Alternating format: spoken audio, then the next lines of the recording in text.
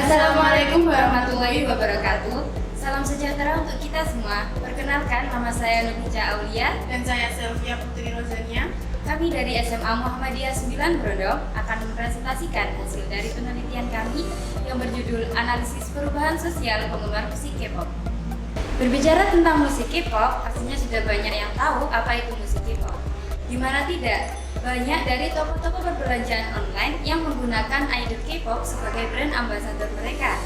Nah, alasan kami mengangkat judul Analisis Perubahan Sosial Penggemar Musik K-pop yaitu karena dilansir dari Detik Hot yang diakses pada tanggal 25 Februari tahun 2020, Indonesia menempati posisi kedua dunia sebagai negara yang memutar lagu K-pop terbanyak.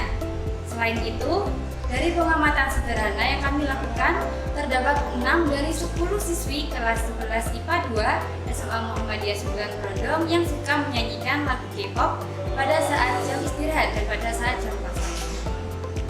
Dari latar belakang tersebut, maka muncullah rumusan masalah, yaitu gimana sih perubahan sosial mereka setelah mengenal musik K-pop? Dalam penelitian ini, kami menggunakan metode penelitian kuantitatif. Penelitian ini dilakukan mulai bulan Juli sampai bulan September 2020. Untuk mengumpulkan data, kami menggunakan kuesioner tertutup. Sampel yang kita ambil yaitu siswa SMAS Muhammadiyah 9 Brondong yang menyukai musik K-pop dengan teknik sampling purposive sample, di mana sampel harus memenuhi kriteria yang ditentukan. Untuk analisis data, kami menggunakan aplikasi IPM SPSS Statistik 25.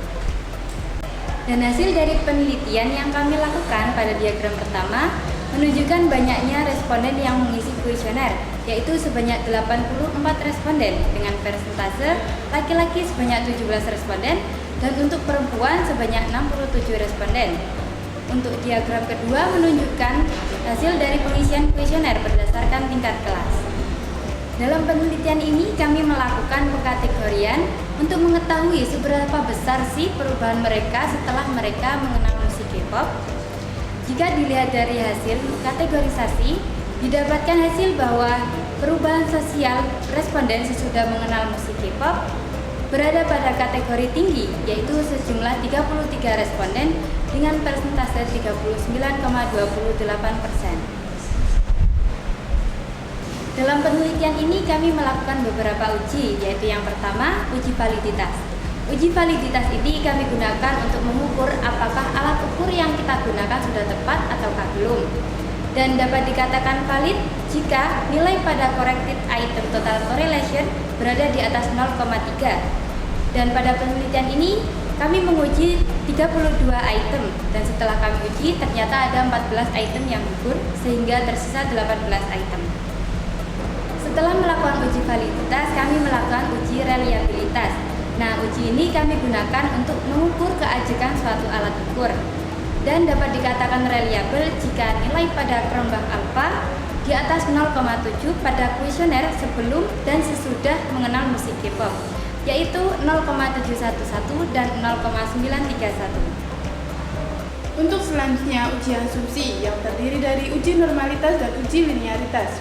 Uji normalitas digunakan peneliti untuk mengetahui apakah hasil data normal atau tidak. Pada uji ini, data yang dihasilkan tidak normal karena kuesioner sebelum menjadi penggemar musik K-pop mendapat hasil sebesar 0,006 dan kuesioner sudah menjadi penggemar musik K-pop mendapat hasil 0,000 yang seharusnya lebih besar dari 0,05. Untuk selanjutnya, uji linearitas. Uji linearitas digunakan peneliti untuk mengetahui apakah ada hubungan antara kuesioner sebelum dan kuesioner sudah menjadi penggemar musik K-pop. Dan pada uji ini, data kami tidak linear, karena pada linearity dihasilkan nilai sebesar 0,071 yang seharusnya lebih kecil dari 0,05. Dan untuk selanjutnya, peneliti melakukan uji Beda-Wilcoxon, karena peneliti ingin mengetahui apakah ada perbedaan antara sebelum dan sesudah menjadi penggemar musik K-pop.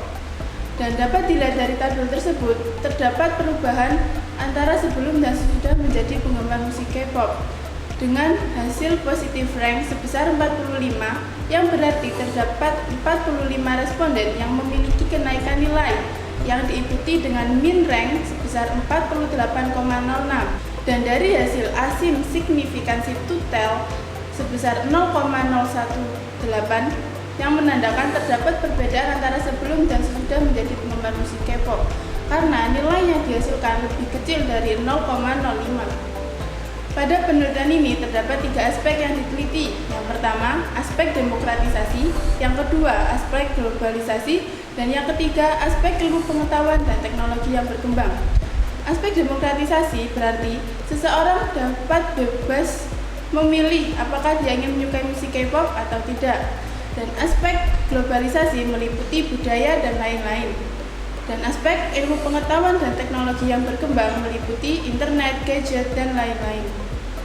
Hal ini menunjukkan bahwa terdapat perubahan sosial sebelum dan sesudah menjadi penggemar musik K-pop. Rata-rata perubahan sosial yang dialami responden seperti mulai menonton drama Korea, mengoleksi foto dan video idol Korea, dan mulai mempelajari bahasa Korea. Hal ini sesuai dengan penelitian yang dilakukan oleh Octavia Firdausi Putri pada tahun 2019 yang menunjukkan hasil bahwa terdapat dampak dari musik K-pop terhadap kehidupan siswa sehari-hari. Dari hasil penelitian ini dapat disimpulkan bahwa terdapat perubahan sebelum dan sesudah menjadi penggemar musik K-pop. Saran kami bagi para penggemar musik K-pop, boleh menyukai budaya dan musik K-pop, tapi jangan lupakan budaya sendiri. Dan jadikan K-pop sebagai motivasi dan media dalam berkreativitas. Dan saran kami bagi para peneliti selanjutnya, diharapkan untuk lebih mengkaji referensi lebih dalam tentang perubahan sosial penggemar musik K-pop. Kami dari SMA Muhammadiyah 9 Brodong Kabupaten Lamongan siap mengikuti final KOPSI 2020. Meneliti itu seru!